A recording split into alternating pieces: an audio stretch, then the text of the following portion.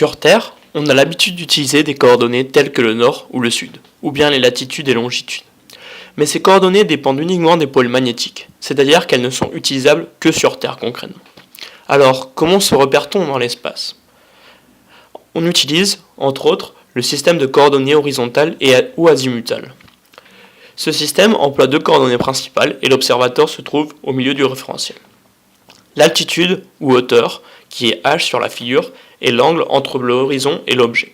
Elle varie entre 0 degré établi par l'horizon et 90, repéré par le zénith. Il est cependant possible d'obtenir des valeurs négatives lors d'une observation à partir d'un lieu élevé. De plus, le point opposé au zénith s'appelle le nadir. L'azimut, A sur la figure, est déterminé par l'angle entre le nord et le sud géographique et la projection de la direction de l'objet observé sur le plan horizontal.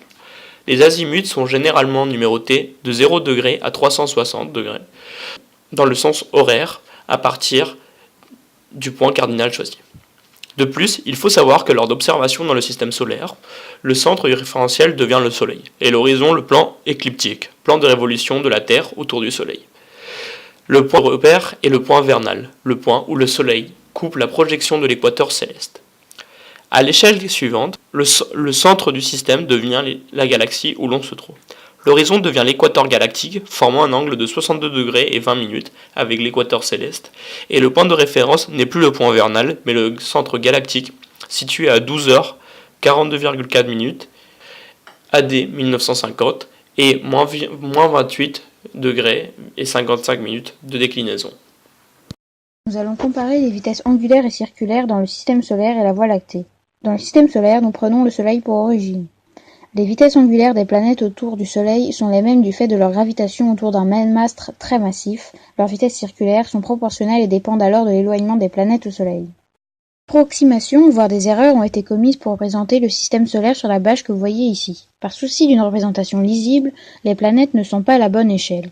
Les trajectoires sont représentées par des cercles alors que ce sont normalement des ellipses. Enfin, il y a une approximation au niveau de l'échelle temporelle. Par exemple, le cercle qui représente la trajectoire de la planète autour du Soleil est découpé en 24 portions égales. Son temps de révolution est donc approximé à 360 jours au lieu de 365,25 jours. Nous choisirons d'abord un référentiel où l'origine est le centre de la galaxie et nous remarquons que, inversement au mouvement des astres dans le système solaire, les vitesses circulaires des astres sont identiques peu importe leur éloignement au centre de la galaxie. En revanche, si la vitesse circulaire des planètes est identique et constante, la vitesse angulaire des astres, elle, diffère selon l'éloignement des astres au centre de la galaxie. Puis nous prenons pour origine le Soleil et nous simulons son déplacement autour du centre de la galaxie en simultané avec le mouvement d'un nuage de gaz. Pour cela, nous avons relié ce nuage et le Soleil d'un élastique rouge et nous avons représenté par deux autres élastiques de couleur 4 cadrans d'angles égaux représentant l'azimut. Ainsi, en simulant ces mouvements simultanément, nous comprenons la notion de vitesse angulaire, car on voit clairement que le nuage s'éloigne du Soleil, soit l'élastique rouge est tendu, donc la vitesse est positive, et quand il se rapproche, l'élastique rouge est détendu, la vitesse est donc négative.